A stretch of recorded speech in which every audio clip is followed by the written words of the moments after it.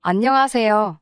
저는 예정대로라면 5월 셋째 주 토요일에 결혼을 하는 여자입니다. 나이는 20대 중반이고요. 저보다 3살 많은 남자친구와는 반년 정도의 짧은 연애를 했습니다. 남자친구는 첫눈에 제게 반했다며 저에게 매달리다시피 하면서 애정 공세를 퍼부었어요. 덕분에 서로 알게 된 지 2달 만에 연인 사이가 되었고 그 이후로 반년 좀 넘는 연애를 했습니다. 사실 이렇게 빨리 결혼식을 올릴 생각은 없었는데 어느 날 갑자기 남자친구의 아버지가 곧 회사에서 명예퇴직을 하실 예정이라 하시면서 어차피 결혼할 거면 좀 일찍 하면 어떻겠냐고 하셨나 봐요. 그래도 현직에 있을 때 아들이 결혼식을 올리면 좋겠다고요. 솔직히 친정부모님은 이 부분을 굉장히 마음에 들어하지 않아 하셨지만 그래도 남자친구가 주말마다 찾아와서 인사드리고 노력한 결과 이렇게 속전속결로 결혼 준비를 하게 되었네요. 저는 대학교를 1년간 휴학하면서 공무원 시험을 준비했습니다. 그리고 그 이듬해 7급 공무원 시험에 합격할 수 있었어요. 그 이후로 처음엔 대학교는 취업계를 내고 일을 하면서 천천히 졸업을 할까 고민하다가 자퇴를 하는 쪽으로 마음을 정했습니다. 그 이유는 저희 집 경제 사정 때문이기도 했습니다. 아버지는 예전에 공사장에서 일을 하시다 무릎을 다치셨는데 제때 치료를 받지 못해서 지금도 거동이 불편하십니다. 그나마 어머니가 노래 강사로 동네 복지관이나 문화센터에서 수업을 하시면서 벌어오시는 수입으로 저희 세 식구가 생활을 하고 있었습니다. 그렇기에 공무원 시험까지 합격한 마당에 등록금을 쏟아부으면서 대학을 다녀야 할 이유가 없더라고요. 남자친구는 당시 보험회사를 다니며 보험 설계사로 일하고 있었고 모아둔 돈은 많이 없다고 하더라고요. 저 역시 이제 막 수험 생활을 끝내고 사회인이 되었으니 모아둔 돈이라곤 대학교 때 아르바이트를 하며 모은 몇백이 전부였죠. 둘의 사정을 이해하신 양가 부모님으로부터 최소한의 도움을 받아 허례허식 없이 결혼 준비를 시작했습니다.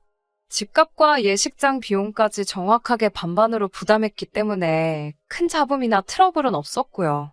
하지만 지금 저는 파혼을 생각하고 있습니다. 그 이유는 바로 시모 때문이에요.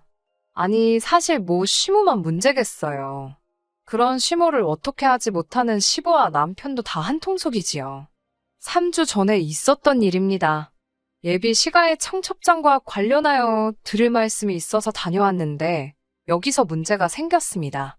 시모가 저에게 대뜸 신혼여행에 가서 아이를 만들어 오던지 아니면 아무리 늦어도 5월 안에는 제가 임신을 해야 한다고 하시더군요. 제가 그게 무슨 말씀이냐고 하니 얼마 전 점집에 다녀오셨는데 그 점집에서 내년 2월에 꼭 아이를 낳아야 똑똑하고 건강한 아이를 낳을 수 있다고 그랬다는 거예요.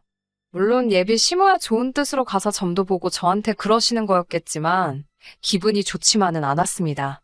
만약에 제가 시모가 정해준 시기에 아이를 못 갖고 못 낳아 다른 시기에 낳게 된다면 제 애는 똑똑하고 건강한 아이가 아닐 거란 뜻인가 생각하니 벌써 찜찜한 마음까지 들더라고요. 그런 제 속도 모르고 시모는 저에게 임신에 힘쓰고 엄마와 아내로서 사는데 집중하라고 하시더군요. 아들이 하나뿐이니 며느리 노릇도 잘 해달라고 하셨고요. 그리고서는 아이 셋을 낳은 후에는 직장에 다녀도 된다고 하시기에 제가 직장에서 그렇게는 안 해줄 거라고 하니까 예전에는 멍청한 애들이나 하던 공무원이 요즘 너무 까다롭다면서 혀를 차시더군요.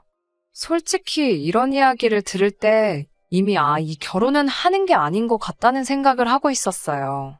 하지만 이미 주변 사람들한테 청첩장도 다 돌린 상황이었기에 결단을 내리는 게 생각만큼 쉽지 않았습니다. 그래서 일단은 남자친구에게 나는 결혼해도 직장을 관둘 생각은 없고 아이도 한 명만 낳을 거라고 했어요. 아이를 낳으면 내가 다 육아를 해야 하는데 그럼 나는 똑같이 채용된 남자 동료들에 비해 그만큼 뒤처질 수밖에 없다고요. 그리고 결혼 비용도 공평하게 부담했으니 며느리 노릇 사위 노릇 공평히 하고 명절에는 번갈아 가면서 설날엔 시댁 먼저 추석엔 저희 집 먼저 가자고 했습니다. 그리고 저는 결혼을 하는 거지 남자친구한테 시집을 가는 게 아니니까. 지난번처럼 고압적인 태도로 시모가 저에게 너는 이제 우리 집 귀신이라는 등 출가 외인이라는 등의 말씀은 하지 않게 중간에서 잘 막아달라고 했어요. 남자친구는 저의 그런 요구에 좀 놀란 것 같기는 했지만 제가 이 정도도 합의가 안 되면 결혼 다시 생각해보자고 좀 세게 나가봤습니다. 그러자 남자친구가 자기는 저를 너무 좋아해서 저를 닮은 아이를 셋을 낳고 싶고 공무원은 육아휴직 제도도 발달해 있으니까 아이를 많이 낳아도 잘리거나 뒤처지지 않을 것 같다고 저를 설득하려 들더라고요.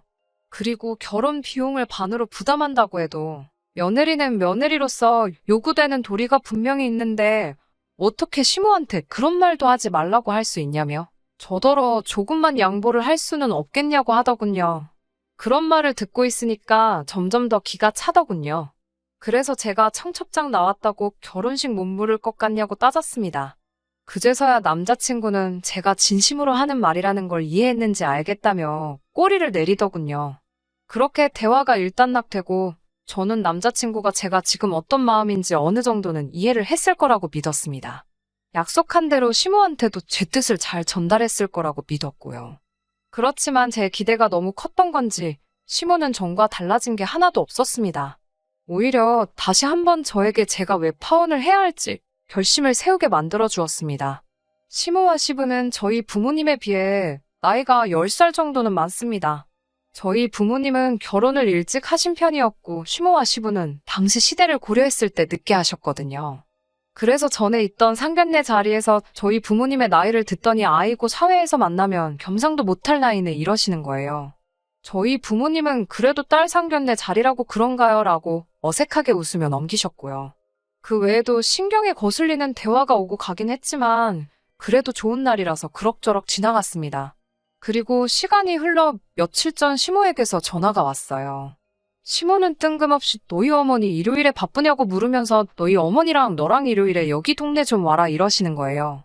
그래서 제가 무슨 일이냐고 하니까 좋은 일 좀 하라고 부르는 거니까 따지지 말고 오라면서 늦으면 안 된다고 신신당부를 하시더군요. 시모는 저에게 문자로 주소를 보내면서 여기로 늦지 말고 11시까지 오라고 했고 저와 친정 어머니는 혹시나 차라도 막혀서 늦을까 걱정되어 아침부터 서둘러 집을 나섰습니다. 도착하고 보니 거긴 게이트볼장이었어요.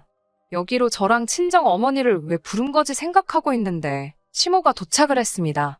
안 늦게 잘 왔네 그러더니 저더러 오늘 여기서 게이트볼 경기도 하고 장기자랑도 하는 날이라고 그러시는 거예요. 저는 그때까지도 솔직히 시모가 무슨 이야기를 하려고 하는 건지 알 수가 없었습니다.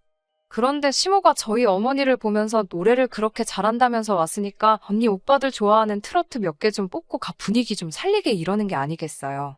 저희 어머니도 저도 너무 어이가 없고 놀라서 제가 시모한테 지금 이건 경우가 아니지 않냐고 따졌어요.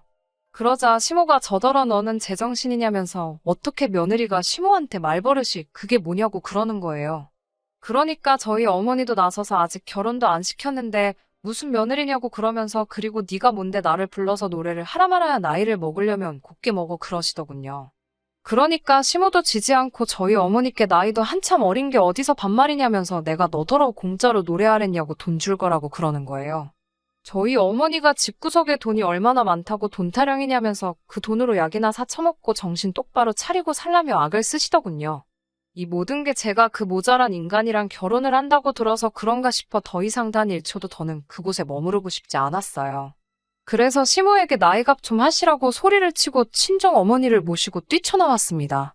그 길로 남자친구에게 전화해서 너는 니네 엄마 때문에 죽어도 장가 못 갈 거라고 쏴붙이고 전화를 끊어버렸습니다.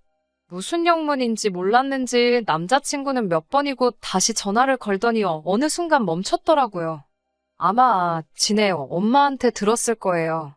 집으로 돌아오는 차 안에서 아직도 분이 안 풀린 어머니를 보니 너무 죄송하더라고요. 그런데 어머니가 먼저 저에게 그런 집구석이랑 사돈이라도 됐으면 진짜 무슨 꼴을 보고 살았을지 모르겠다며 차라리 잘 됐다고 그러시더군요. 저도 그렇게 생각했고요. 집에 도착하니까 남자친구한테 장문에 문자와 10번이 넘는 부재중 전화가 걸려와 있었어요. 하긴 지 주제에 어디서 저 같은 사람을 만나겠어요. 아차 싶었겠지요.